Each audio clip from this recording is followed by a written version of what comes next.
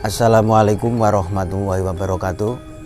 Sahabat-sahabat channel Sang Buki dimanapun berada, alhamdulillah pada malam hari ini kita tim Sang Buki sedang berada di kawasan situs cagar budaya Keraton Kaibon yang terletak masih di wilayah Kecamatan Kasemen, Kota Serang. Insya Allah pada malam hari ini kita dari tim Sang Buki akan melakukan eksplorasi, informasi, sejarah Keraton Kaibon dari kasepuhan kita, orang tua kita, Abah Mulangkara. Sebelum nanti juga akan kita lanjutkan dengan eksplorasi, dialog dengan penunggu goib di tempat ini. Kita juga akan menggali misteri-misteri penting yang insya Allah mudah-mudahan berguna untuk kita generasi penerus yang sekarang hidup di era milenial ini. Mudah-mudahan nanti ada informasi-informasi yang bermanfaat untuk kita. Oleh karena itu ikuti terus penelusuran kami, wawancara kami. Jangan lupa didukung kami dengan cara subscribe, share, komen yang positif agar channel kami bisa berkembang lebih optimal. Alhamdulillah kami tim channel Sang Buki pada malam hari ini diizinkan Allah dapat bersilaturahmi di Keraton Kaibon, sebuah kawasan situs cagar budaya peninggalan Kesultanan Banten yang letaknya masih di kawasan Kecamatan Kasemen, Kota Serang, sekitar 13 km dari Kota Serang ke arah utara. Dan pada malam hari ini kita akan mencoba menggali informasi sejarah Keraton Kaibon ini dari sumber primernya langsung, yaitu Abah Mulangkara.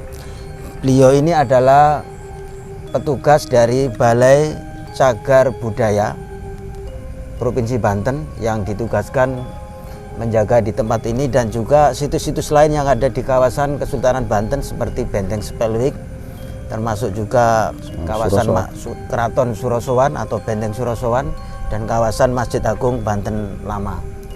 Kebetulan malam ini beliau sedang ada di kawasan Keraton Kaibon ini, alhamdulillah, sehingga kita bisa langsung saja mulai wawancara. Assalamualaikum. Waalaikumsalam warahmatullahi wabarakatuh.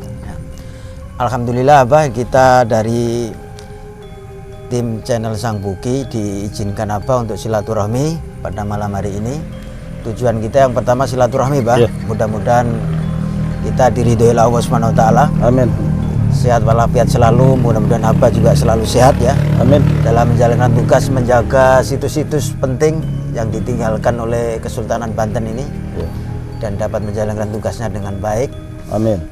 Ini pada kesempatan ini kami hadir di sini Abah, di samping silaturahmi yang keduanya juga ingin mendapatkan informasi langsung dari Abah selaku kasepuhan di sini yang mengetahui seluk-beluk sejarah tentang Keraton Kaibon ini.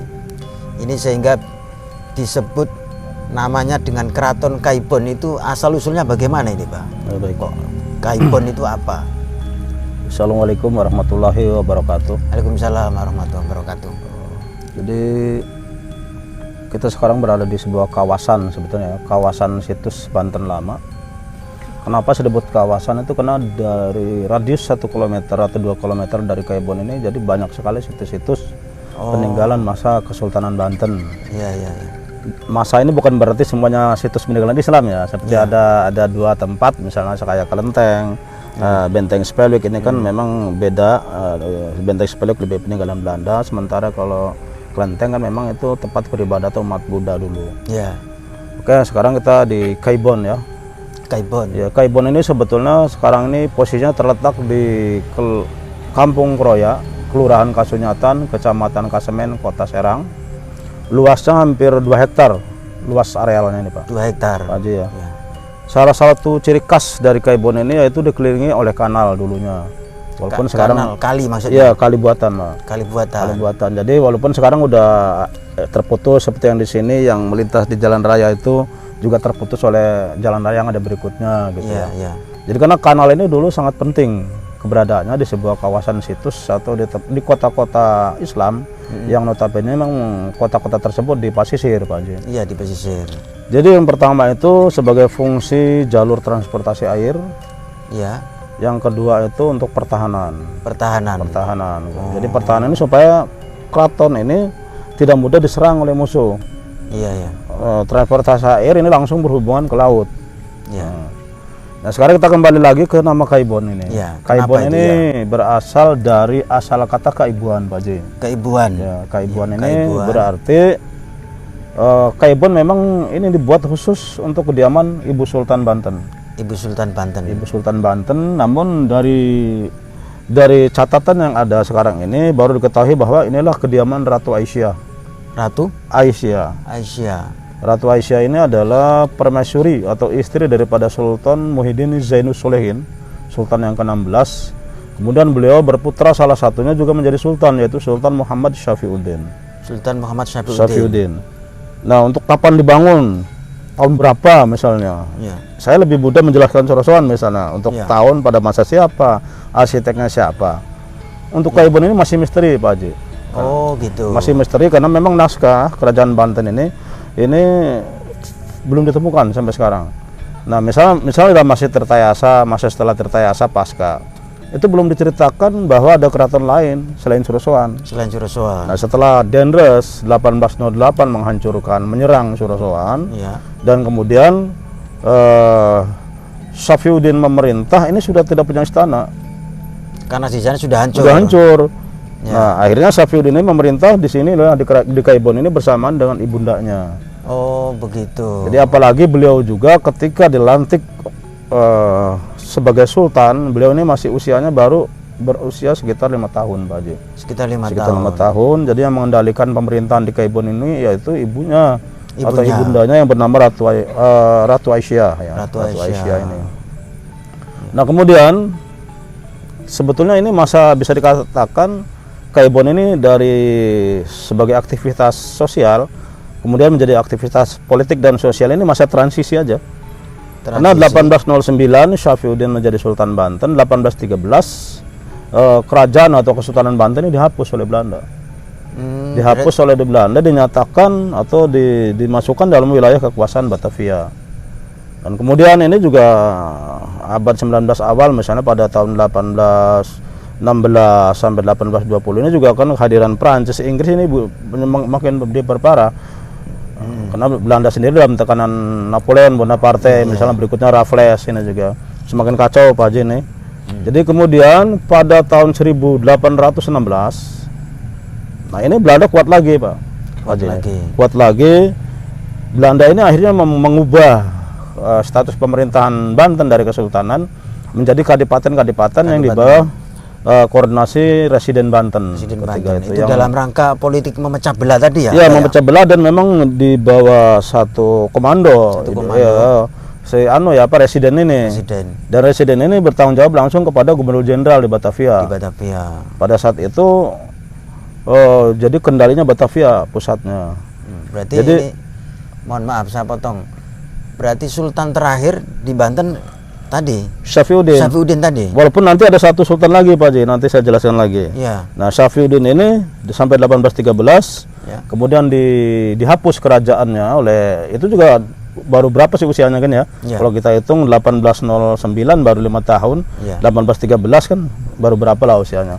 Masih anak-anak. Dan ini kerajaan sudah dihapus.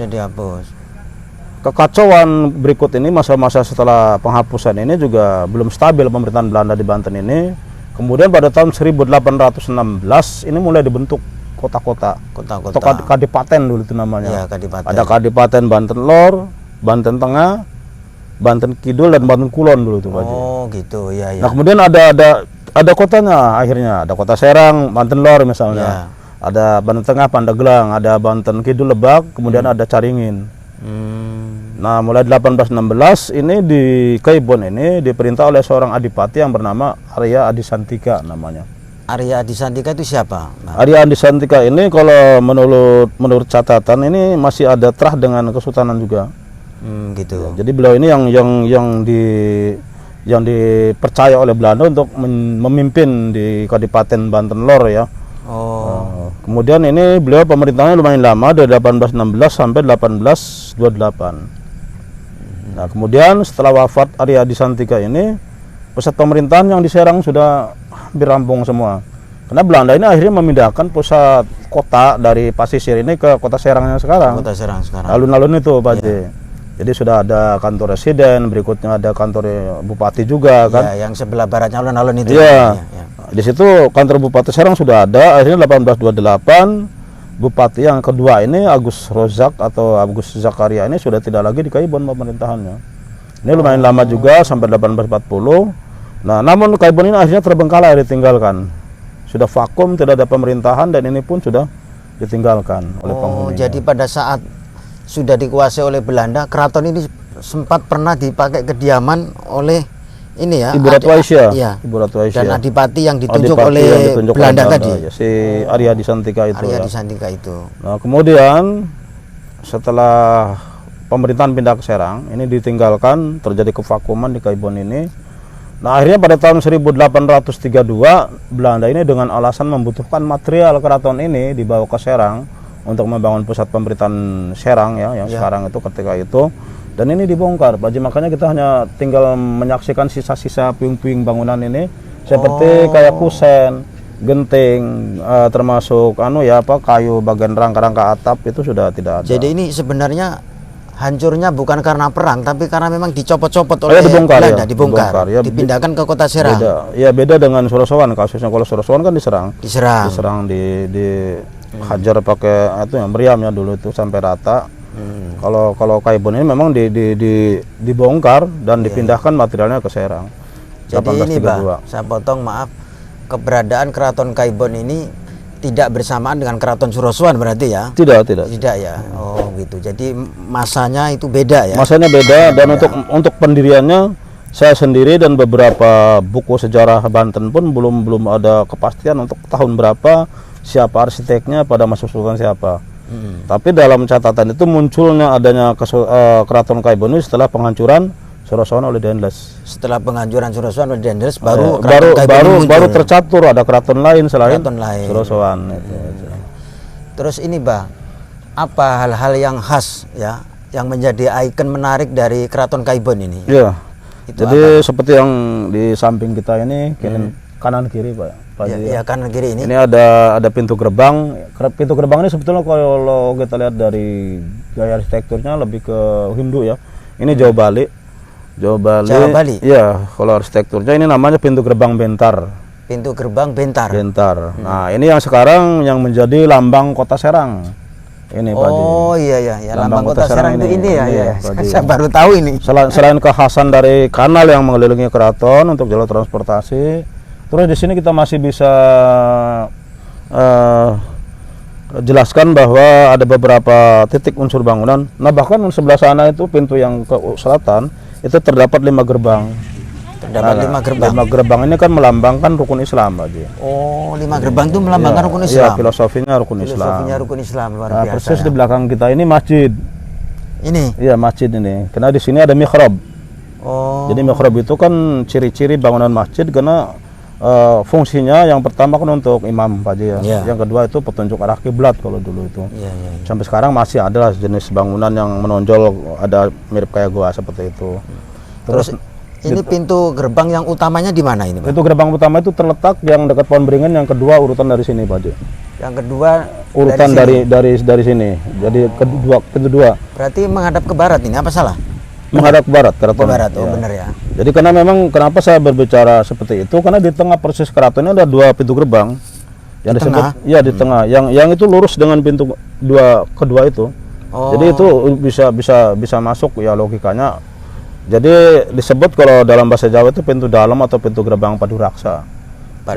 Jadi Paduraksa ini kan mempunyai sifat sakral sebetulnya. Apa kesakralannya itu? Jadi sakral di sini artinya itu pintu yang akan dilalui itu mempunyai sifat sangat penting gitu.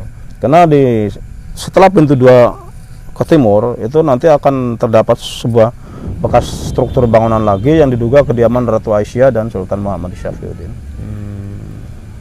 Dan itu di antara dua pintu itu ada bangunan lagi sebelah selatan, Pak Haji. Jadi itu si bangunan itu kemungkinan juga bekas ini semacam kayak ruang tunggu tamu sebelum menghadap ke Ibu Ratu Aisyah atau ke Sultan Syafiuddin. Iya, iya, iya. Jadi ini Keraton Kaibon ini adalah tempat tinggal dari Ibu Ratu Aisyah bersama putranya Sultan Syafiuddin. Kemudian hancurnya ini juga bukan karena diserang oleh Belanda atau Portugis, tapi karena dicopot-copot material bangunannya untuk dipindahkan ke Kota Serang. Ya. Salah satu ciri khasnya itu tadi yang sudah dijelaskan oleh Abah Mulangkara tadi, ya. Ternyata di buku-buku sejarah itu yang belum terungkap, Bang. Yang tadi.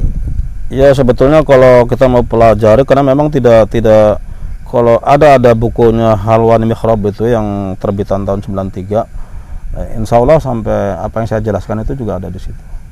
Iya, iya. Cuman permasalahannya kan itu sudah nggak terbit buku itu. Terus di samping Raja dan Ibu Ratu Aisyah, itu siapa aja yang boleh tinggal di Keraton Kaibon ini, Pak? Ya tentunya para pegawai keraton ketika itu. Pegawai keraton.